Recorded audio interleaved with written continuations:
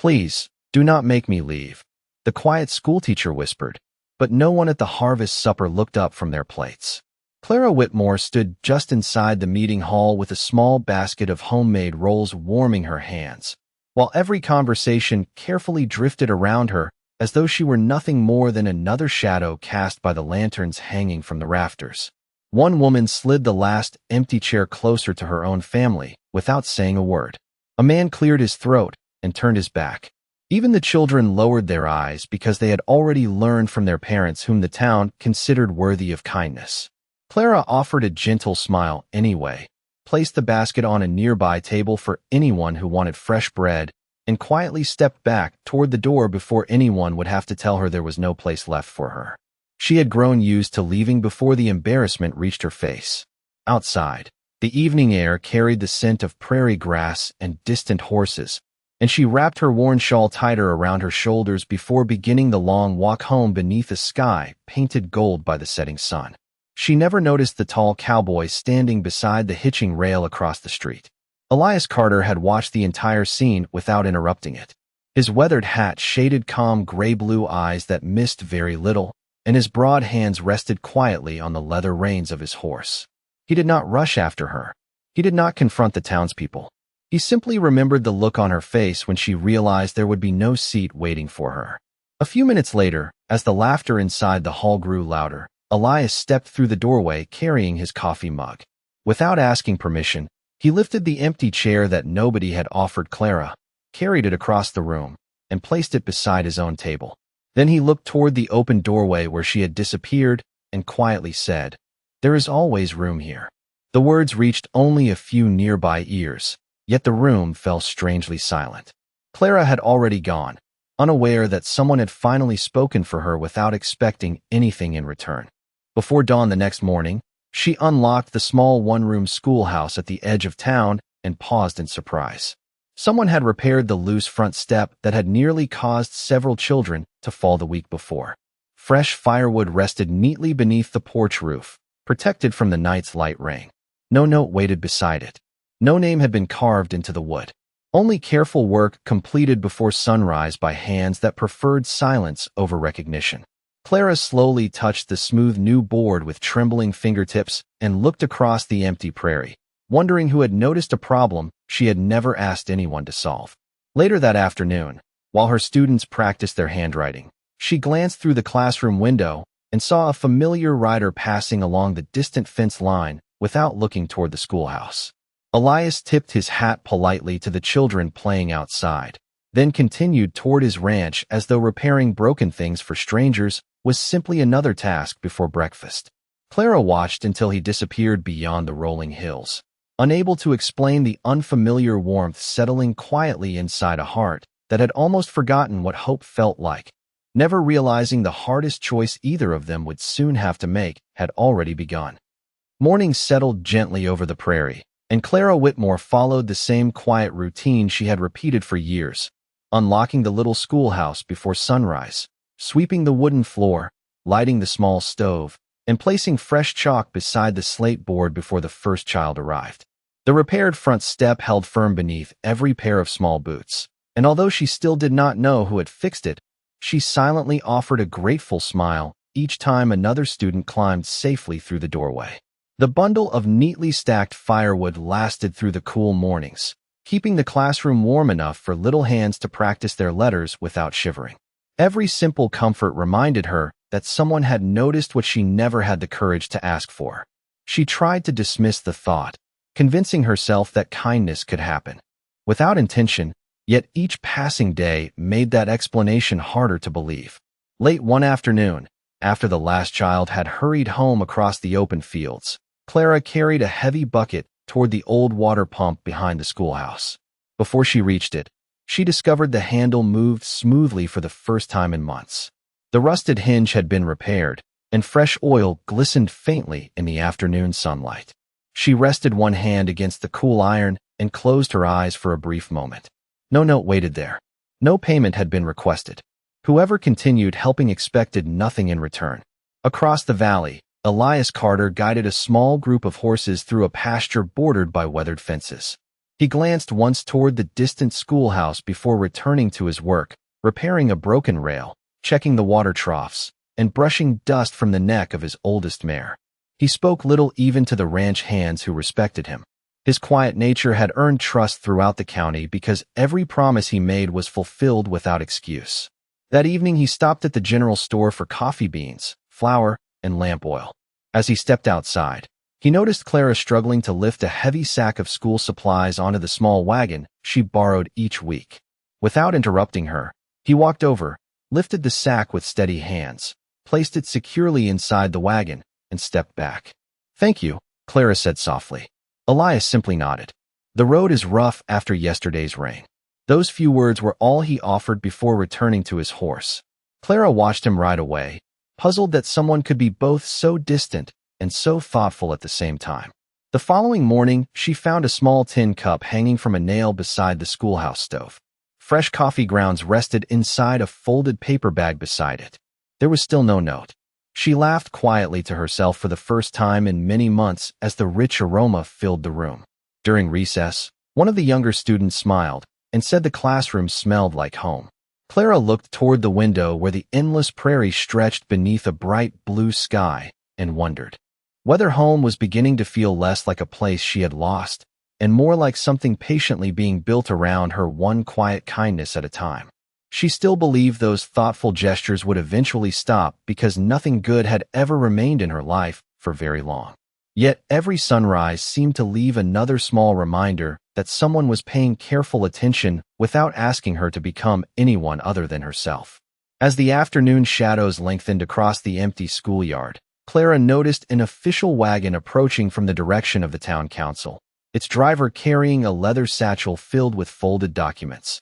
And an uneasy feeling settled deep within her heart before the wagon had even reached the gate. The council messenger removed his hat before stepping onto the schoolhouse porch, but the folded paper in his hand carried little warmth. Clara Whitmore accepted the document with steady fingers and thanked him before reading a single word. The county planned to inspect every rural school within 2 weeks, and unless additional funds could be secured, the little classroom on the prairie would be closed before winter. She folded the notice carefully, slipped it inside her lesson book, and greeted the children with the same gentle smile they expected every morning. No one inside the room guessed that the place where they learned their letters might soon stand empty. Throughout the day, Clara refused to let worry reach her voice. She praised careful handwriting, listened patiently as each child practiced reading aloud, and quietly mended a torn coat sleeve for one little boy before dismissal. When the final student waved goodbye and disappeared down the dusty road, the silence inside the schoolhouse felt heavier than ever before. She remained seated at her desk long after sunset, adding columns of numbers that never seemed to become large enough to save the school. The next morning, Elias Carter rode past the fence line carrying supplies for his ranch. He noticed the lamp still burning inside the classroom, although daylight had already filled the valley. Without disturbing her, he left a small basket beside the porch steps, containing fresh eggs, warm bread, and a jar of wildflower honey from his ranch. By the time Clara opened the door, only fresh hoofprints remained in the soft earth. She looked across the prairie with a quiet smile that quickly faded when her eyes returned to the folded notice resting on her desk. Later that afternoon, she traveled into town to purchase ink and paper with the few coins she had carefully saved. At the general store, she reached for a small bottle of ink, only to discover someone had already paid for it. The shopkeeper simply nodded toward the window where Elias was loading lumber onto his wagon. Clara hurried outside and caught him before he climbed into the saddle. "You do not have to keep helping me," she said softly. Elias rested one hand on the worn leather reins and met her eyes with calm sincerity. "Children need a teacher." That was all he said. No grand speech followed. No promise. Only 4 quiet words that settled deeper in her heart than any long conversation could have. Clara watched him ride away beneath the wide western sky, wondering why a man who owed her nothing continued remembering every small need before she spoke it aloud. During the following days, they crossed paths more often. He repaired a loose gate beside the schoolyard while waiting for a delivery wagon. She thanked him with a fresh loaf of bread she had baked before sunrise. He accepted it with a grateful nod and later returned the empty cloth wrapped neatly around a handful of bright autumn apples from his orchard. Their conversations remained brief, yet each meeting carried a little more ease than the one before. The children began smiling whenever they spotted Elias riding near the school because they knew another quiet surprise would soon appear. One morning, it was a bundle of split firewood. Another day, it was a repaired bookshelf that no longer leaned against the wall.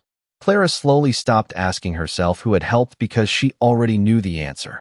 Instead, she began wondering why a man who guarded his own heart so carefully had chosen to notice hers, never realizing that before either of them could speak the truth growing quietly between them, the town itself would soon force both of them to make a choice neither had expected. Several days passed without another letter from the county, and the quiet rhythm of the little schoolhouse slowly became the safest part of Clara Whitmore's life. Every morning, she swept the wooden floor before the children arrived, opened the windows to welcome the cool prairie breeze, and placed a small bouquet of wildflowers on her desk because she believed every classroom deserved a little beauty no matter how uncertain tomorrow might be. The children laughed more easily than they had before, and even the shyest students raised their hands with growing confidence. One afternoon, a frightened stray puppy wandered into the schoolyard, muddy and hungry after the previous night's rain. Instead of chasing it away, Clara knelt beside the trembling little animal and shared the last piece of bread from her lunch. The children gathered around quietly, smiling as the puppy cautiously wagged its tail for the first time.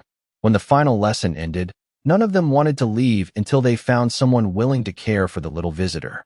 Just then, Elias Carter rode through the gate with a bundle of lumber balanced across his saddle. He noticed the children surrounding the puppy and dismounted without speaking. He crouched beside the frightened animal, offered it a little water from his canteen, and waited patiently until it stepped closer on its own. One little girl whispered that the puppy trusted him already. Elias smiled faintly and replied, "Trust takes time." Clara heard the words and realized he was not speaking only about the animal. Together, they built a small shelter beside the schoolhouse from leftover boards, and the children eagerly carried straw inside while laughing together. It was the happiest afternoon the little schoolyard had seen in many months. Before leaving, Elias quietly repaired a loose hinge on the shelter door, checked that rain could not reach the puppy, tipped his hat to the children, and prepared to ride home. Clara stopped him with a basket holding fresh biscuits she had baked before sunrise. He accepted the gift with quiet gratitude, then placed a small cloth bundle in her hands. Inside rested a set of gently used storybooks that had belonged to his late mother when she taught children many years before. Clara carefully turned the worn pages, noticing handwritten notes in the margins encouraging young readers to keep asking questions about the world. She looked up with grateful eyes, but Elias simply said that the books deserved another classroom instead of gathering dust on a shelf. The following week, the children filled the room with excited voices as Clara read from those treasured books each afternoon. Parents passing the schoolhouse began noticing cheerful songs drifting through the open windows, and for the first time some paused outside long enough to smile instead of hurrying past. Even neighbors who had once ignored Clara quietly waved when they met her on the road. Nothing changed all at once, yet each ordinary day seemed to stitch another small thread into a life that no longer felt completely alone. As the sun settled behind the distant hills one evening, Clara and Elias stood beside the newly painted school fence watching the children race home across the golden prairie while the little puppy followed close behind. Neither of them spoke because the peaceful silence already said enough. Clara felt, perhaps for the first time since arriving in town, that she truly belonged somewhere. Then she noticed 3 members of the town council riding slowly toward the schoolhouse with serious expressions, and the warmth of the evening suddenly gave way to a quiet uncertainty that neither she nor Elias could ignore. The 3 council members dismounted without raising their voices, yet their solemn expressions were enough to quiet the cheerful sounds lingering around the little schoolyard. Clara Whitmore greeted them politely while the last of her students hurried home across the prairie, waving goodbye with innocent smiles that made the moment even harder to bear. The eldest councilman unfolded a carefully written document and explained that the county inspector would arrive within days instead of weeks. Unless the school could prove it served enough families and met every required standard, the building would be closed before the first snowfall. Clara accepted the notice with calm dignity, thanked the men for bringing the information themselves, and waited until they had ridden away before allowing herself to sit quietly on the porch steps. The little puppy rested beside her boots as though sensing the weight she carried without speaking. Elias Carter remained nearby, repairing the freshly painted fence one board at a time. He did not interrupt her silence. He simply continued working until the final nail had been driven into place, then walked over and placed a steaming tin cup of coffee beside her without saying a word. Clara wrapped both hands around the warm cup and stared toward the distant mountains where the evening light slowly faded. "I thought I finally belonged here," she whispered. Elias sat on the lower step, leaving enough space for her to choose the distance between them. After a long, quiet moment, he answered, "You still do." The words were simple, yet they settled gently against the fear she had been trying to hide all afternoon. The following morning, Clara arrived before sunrise and worked harder than ever. She repaired torn maps, polished every desk, washed every window, and carefully arranged the treasured storybooks Elias had given her. The children noticed her extra effort and joined without being asked. One little boy straightened crooked chairs while another carefully swept the porch. A young girl gathered fresh wildflowers for the teacher's desk. Even the little puppy proudly carried a stray glove back to the doorway, making every child laugh. Those ordinary acts filled the room with quiet hope instead of worry. Later that afternoon, Elias arrived carrying several smooth wooden shelves he had built at the ranch during the previous evenings. He measured each wall carefully, secured every board firmly into place, and stepped back only after making certain the books could finally stand in neat rows instead of uneven stacks. Clara thanked him softly, but he only brushed the sawdust from his hands and adjusted one shelf that leaned slightly to the left. He always seemed more comfortable finishing a task than accepting praise. As sunset painted the prairie with warm shades of gold, several parents unexpectedly stopped outside the schoolhouse. One mother quietly returned a book her daughter had borrowed and admitted the child now read stories aloud every evening by lantern light. Another father thanked Clara for helping his son learn numbers well enough to keep records at the family ranch. Their kind words brought gentle tears to Clara's eyes because they arrived without ceremony, simply offered from grateful hearts. For the first time, she realized the town was changing little by little, even if it had not yet fully admitted it. That fragile hope lasted only until the general store owner rode up carrying troubling news. He explained that a wealthy land investor had offered to purchase the school property and build a larger trading warehouse before winter, promising jobs and new business for the entire valley. Several council members already supported the proposal.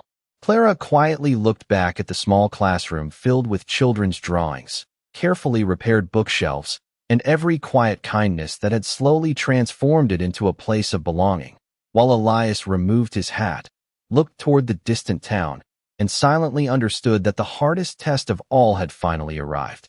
The news spread across the valley faster than the autumn wind. By the following morning, nearly everyone had heard that the little schoolhouse might soon disappear beneath the foundation of a new trading warehouse. Clara Whitmore refused to let fear change the way she greeted her students. She welcomed every child with the same gentle smile, read another chapter from the worn storybooks, and encouraged each careful sentence written across the slate boards as though every ordinary lesson still mattered. The children sensed the quiet sadness behind her calm voice, yet none of them asked the question resting in every young heart. They simply worked harder than before, hoping their best efforts might somehow protect the place they loved. Outside, Elias Carter spent long hours repairing fences that had not truly needed repair. The steady rhythm of honest work helped him think more clearly than hurried conversation ever could.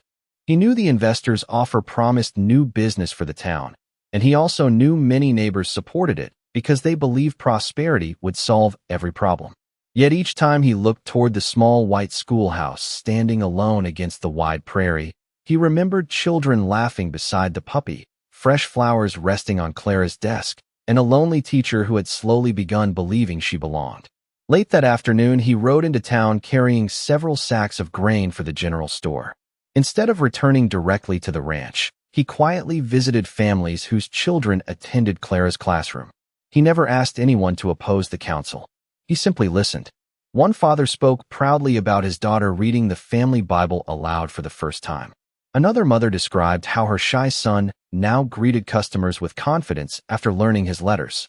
Elias thanked each family for sharing their stories before riding away without another word. That evening, he stopped beside the small cemetery where a modest headstone marked his mother's resting place.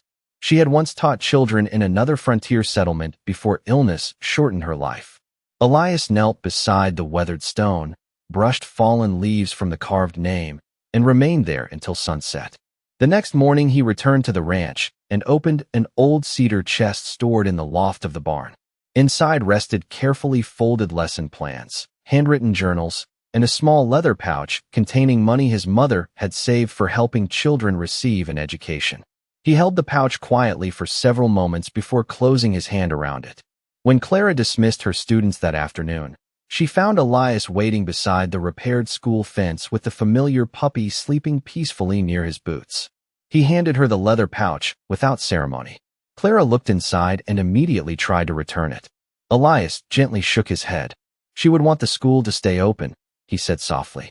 Clara's eyes filled with grateful tears, but she still hesitated. This belonged to your family. Elias looked toward the little classroom where children's drawings fluttered beside the open windows. Now it belongs to theirs. His answer left no room for argument. Clara carefully accepted the gift, understanding the sacrifice hidden behind those quiet words. Neither of them noticed the wealthy investor watching from across the road beside his polished carriage. He studied the scene with thoughtful eyes before turning away, and as his carriage rolled slowly toward the town hall, an unexpected decision was already beginning to form that neither Clara nor Elias could possibly foresee. The meeting at the town hall drew nearly every family in the valley before the sun had reached its highest point. Farmers stood beside merchants, mothers held the hands of restless children, and ranchers removed their hats as they quietly waited for the council to begin. Clara Whitmore entered without expecting anyone to notice. She had spent the previous night preparing a simple folder containing her lesson plans, attendance records, and carefully written letters from parents whose children had learned to read beneath the little schoolhouse roof. She chose a seat near the back of the room, believing it was easier to listen than to hope. Elias Carter arrived only a few moments later. Instead of taking his usual place beside the other ranchers, he walked through the silent room and stopped beside Clara. Without speaking, he pulled out the empty chair beside his own seat and waited. She looked at him in surprise, remembering another empty chair from another evening when everyone else had turned away. Elias did not hurry her. He simply stood there with one hand resting on the chair until she quietly accepted. The room fell completely silent as Clara crossed the floor and sat beside him. No speech could have carried greater meaning.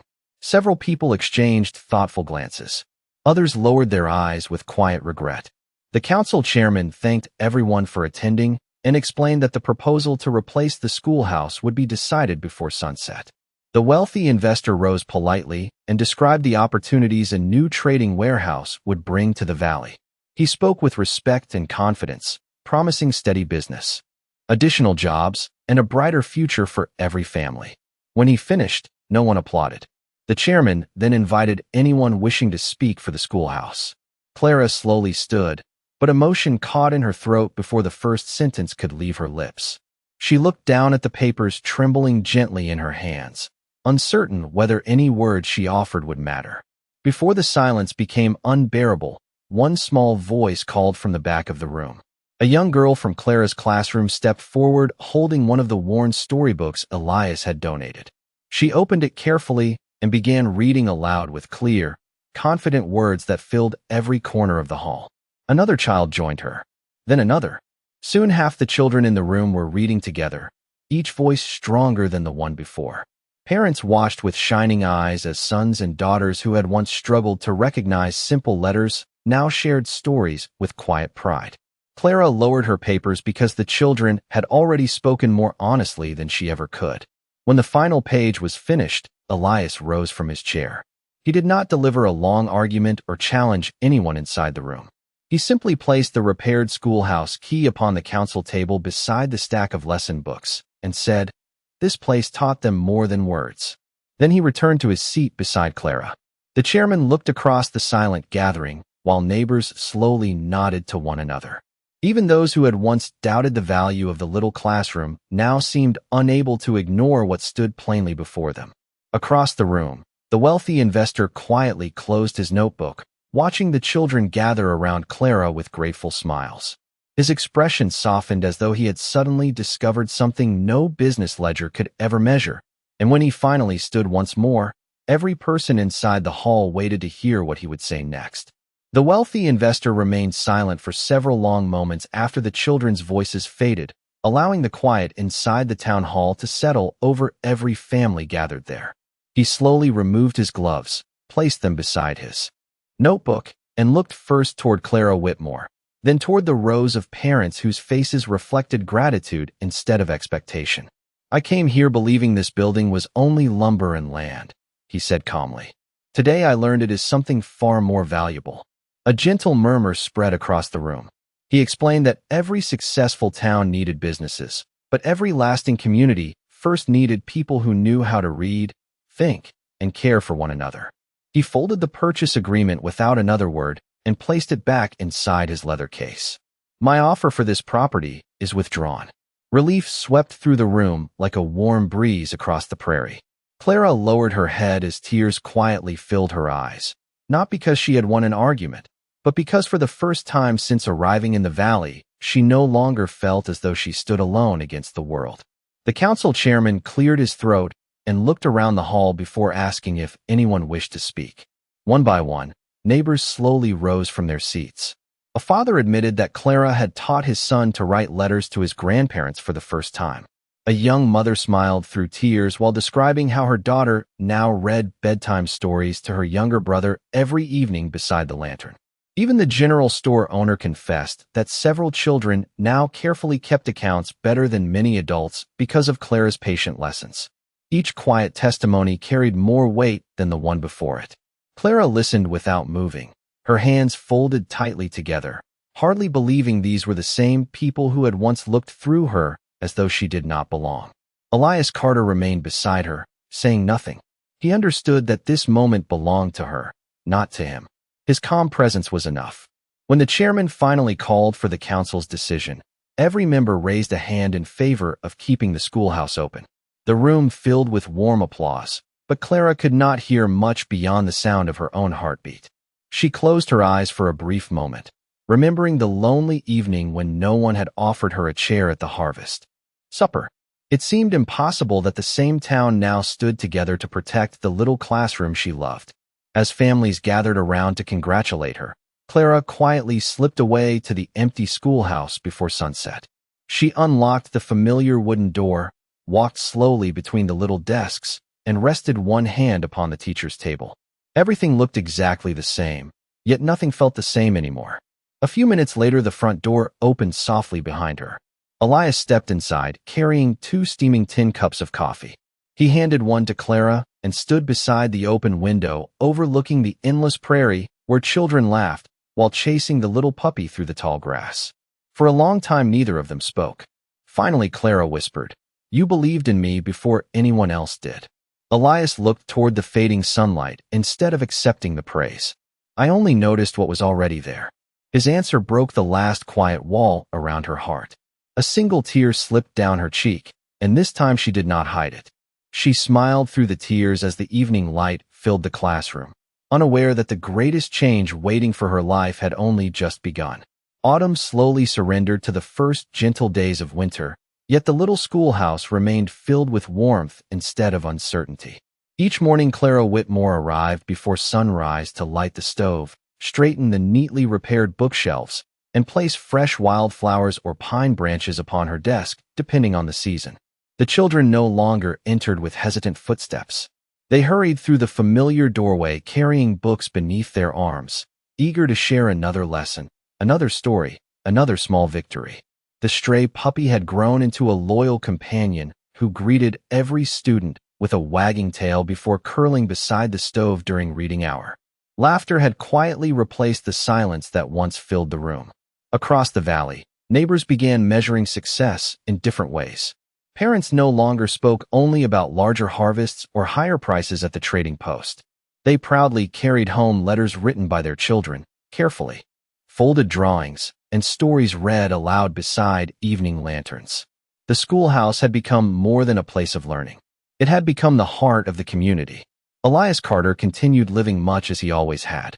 He repaired fences before sunrise, cared for his horses, stacked firewood before storms arrived, and helped neighbors without expecting recognition. Yet one small habit had quietly become part of every week. Every Friday afternoon, after the final lesson ended, he rode to the schoolhouse carrying 2 steaming tin cups of coffee. Clara always met him on the porch. Sometimes they spoke about the children. Sometimes they watched clouds drift above the prairie without saying anything at all. The silence between them had become peaceful rather than uncertain. It was the silence of 2 people who no longer needed to prove they could be trusted. One crisp morning, the youngest students surprised Clara with a simple handmade quilt stitched together from scraps of fabric their families had donated. Every square carried a carefully embroidered letter until the entire quilt spelled one quiet sentence. "Thank you for staying."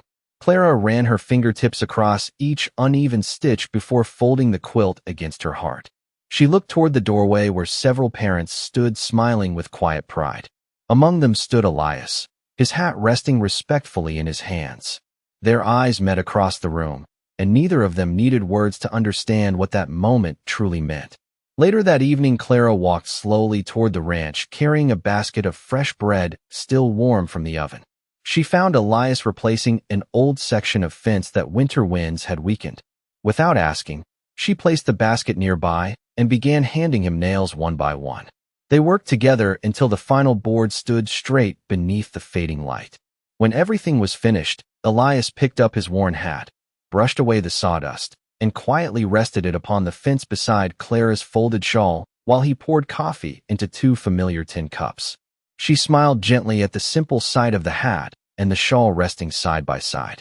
It looked less like coincidence and more like home. The sun slipped behind the distant mountains, painting the prairie in soft shades of gold and amber. Horses grazed peacefully beyond the repaired fence. Smoke rose gently from the ranch house chimney. Somewhere in the distance, children laughed as they hurried along the familiar road, carrying books beneath their arms. Clara looked across the quiet valley and realized the loneliness she had carried for so many years had disappeared so gradually that she could no longer remember the exact day it had left. It had been replaced by something built through patient kindness, quiet respect, shared work, and countless ordinary moments that had slowly become extraordinary. Elias lifted his coffee cup in a small, unspoken toast. Clara returned the gesture with a grateful smile. No promises needed to be spoken because both of them already understood the truth. They had not simply found love.